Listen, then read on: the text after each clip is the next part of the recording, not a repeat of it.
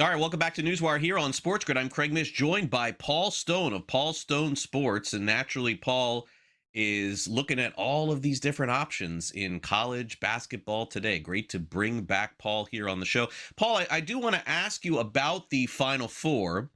But before I do that, I wonder just a bigger landscape type question for you here, where, certainly we do have a 3 seed. We have Illinois in the Final Four.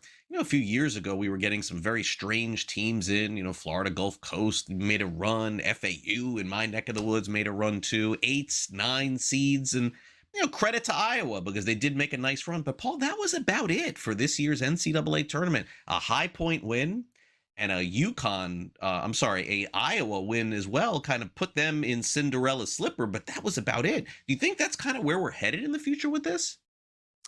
Yeah, I go back to last year. Robert Morris made the tournament school there out of Pittsburgh, and they had the opportunity to return all 5 players. They all 5 had eligibility remaining, but none of the 5 returned to Robert Morris. So they got 0 of those players Mm. back that helped them make the tournament last year, carrying over to this year. So it's just a case of the rich getting richer, the poor getting poor.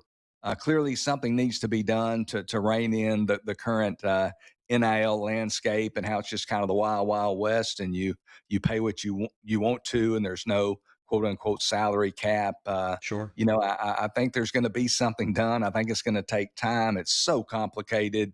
But we grew up, Florida Atlantic making a run, going further back, George Mason, Hmm. VCU and Shaka Smart, I think back in Sure. 2011. That's what we love about the tournament. So hopefully, I don't know if we can put the genie all the way back in the bottle, but hopefully we can rein it in a little bit and create an environment where the little guy at least has some opportunity to compete and perhaps advance in this historic tournament. Yeah, no, it's a great point, and I mean, I don't know if it's fortunate or unfortunate, but the tournament's doing crazy numbers streaming and watching, and so it's probably no need if you're in the NCAA. They look at it and say, okay, well, this is what we wanted anyway, and we got it. Okay, so we got a really fun matchup here, the first of 2 games, because you have the emotion of Connecticut getting to the Final Four with that wild win last weekend against Duke. But the odds makers are certainly telling us that they are not the better team in this matchup overall because Illinois is 2.5 point favorites. And also keep in mind, folks, for novices, neutral site game, regardless of the fans that show up here, neutral site, Illinois -2.5, total 139.5. Odds makers are telling us, Paul, we're in for 2 really close games on Saturday. Let's start with the first one.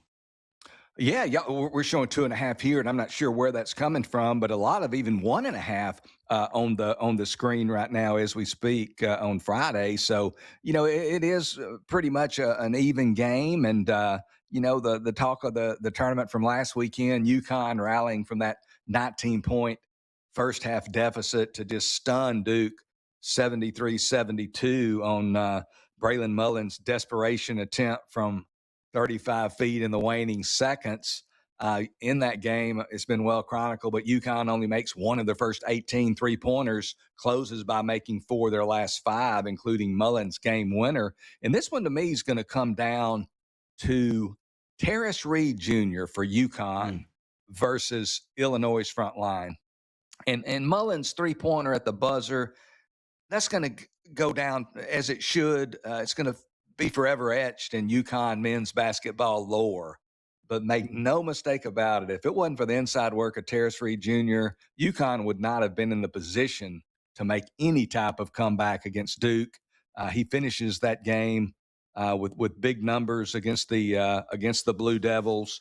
Had if I can find it here in my notes, 26 points and 9 rebounds against the Blue Devils. 6'11", 265-pound senior from St. Louis, just a bruiser down low.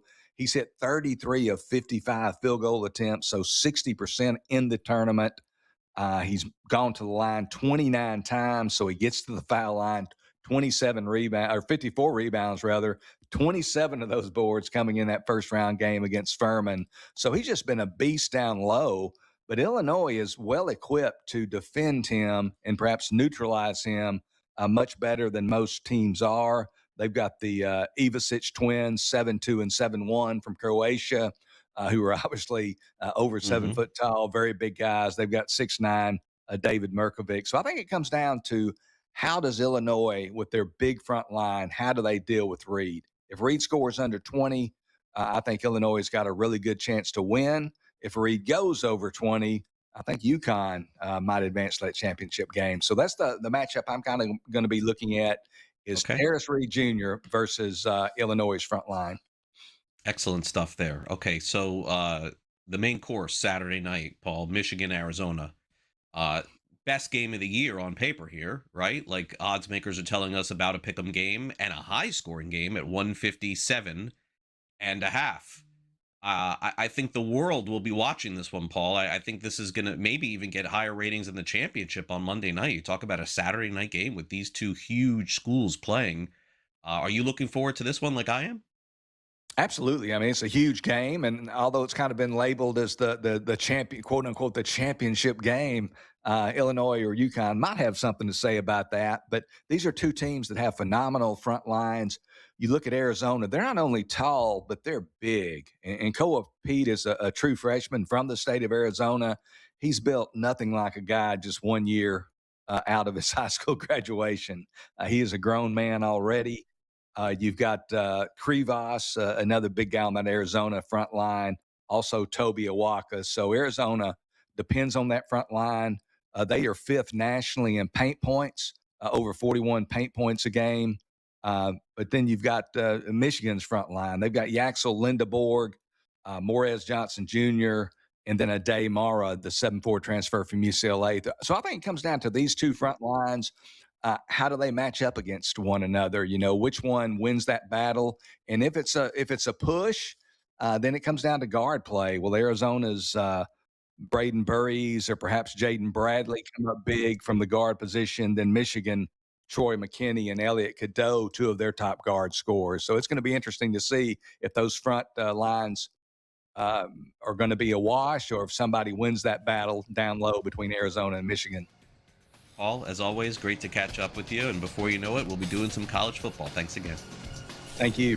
We'll have Sam McQuillan from Legal Sports Report coming up in just a few minutes. Before we do that, let's hear from some sound going on in baseball and basketball. Give you some previews of the Final Four as well. Let's start off with some baseball here. In case you missed it yesterday, and I know a lot of you did, the Twins played the Royals. But one of the other stories that percolated from the game yesterday was the fact that their starting catcher, Carter Jensen, on Kansas City, was not at the game in time for the game. There were some reports that he overslept. They had planned to start him and had to pivot to another player. Naturally, this does not happen very often in Major League Baseball. So one of the team leaders on the Royals, Vinny Pasquantino, was asked about his missing catcher prior to the game. Just gotta move forward the best that he can. I know he feels really bad. I know that it was not his favorite drive to the field this morning, but it wasn't our favorite morning either, trying to figure out what was going on. So, he'll learn from it and grow up a little bit. And, we're here for him, though. It's not like anybody's, mad at him. Things happen, but you got to learn from mistakes like that and maybe get another alarm clock or something at home. Yeah, rough scene there for Jensen. Not the first time that this has happened, but something that unfortunately goes on the resume for the rest of his career. All right, would Dan Hurley like a championship resume? Of course he would. He'll go into Saturday night hoping that they could beat Illinois and get back to the championship game. Of course, that's the goal for Hurley. A lot of folks think that the winner of that game between the Huskies and Illini lose in the championship regardless, but that is not the plan, according to Hurley. Like the reality is that moment's over. It's an incredible moment. You'll have that the rest of your life. But we came here for rings, not watches. Everyone that comes to the Final Four gets a beautiful watch. But only one group's going to get a ring. So get off social media, stop injecting the dopamine into your arm, and get serious about the preparation and the practice, because we don't hang banners for Final Fours at UConn. We hang national championship banners, and if you want to hang a banner, you got to get your eyes off social media, get your face out of the phone, and get locked in on Illinois, because Illinois is one of the best teams in the country, and they're as big a threat to winning this tournament as any of the four teams. I just realized you get a watch for going to the Final Four. I had no idea. Okay, cool. Meanwhile, how about the journey for Illinois? They are one of the lower seeds getting this far this year in the NCAA tournament, and they're the 3 seed in the I NCAA. think it was fun after winning the region to sit back and just think a little bit. I hope to get to do that, in the future after all of this is over. But I think one of the really neat things for me has been that all the stops along the way, some of the people that have reached out and the old friends and the old acquaintances and the people that are coming from all those stops has just been, it means a lot to me. And I say it all the time. I hope I'm not known for wins and losses. I hope I'm known for impacting some lives of people and creating memories. And that's what that's come to fruition a little bit with some of the texts and phone calls I've gotten here in the last few days. All right. Meanwhile, the night game, Arizona takes on Michigan. Will this be the final game coached by Tommy Lloyd with Arizona? There's some rumors he could end up at North Carolina. Obviously, yesterday, not willing to dive into that. For that job, how do you respond to people who are wondering if you're going to be the coach at Arizona next year? Listen, I got my full focus on this team. Nothing is distracting me, and that's just how I've decided to approach it. I'm excited. I thought we had a really good practice today. I'm excited to plan for a practice tomorrow. And Myron, you've got to know me over the years. I'm a simple guy. I'm kind of just one thing at a time. I'm not a multitasker. You can ask my wife.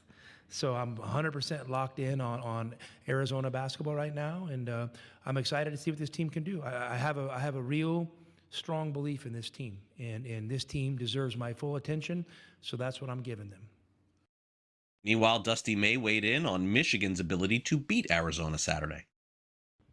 Well, we feel like we're built in a similar fashion as Arizona, and I'll begin with the veterans on both teams and how they've taken this off the bench role, and they've impacted winning almost every game. I just see so many similarities with the intangibles and the team character of both of us, and then obviously when you factor in the size, and both teams get a lot of credit for how good our front lines are, but there's some great guards and very intelligent basketball being played by both teams. And so when we watch them, we see ourselves, other than a few stylistic differences, we see a lot of ourselves in them.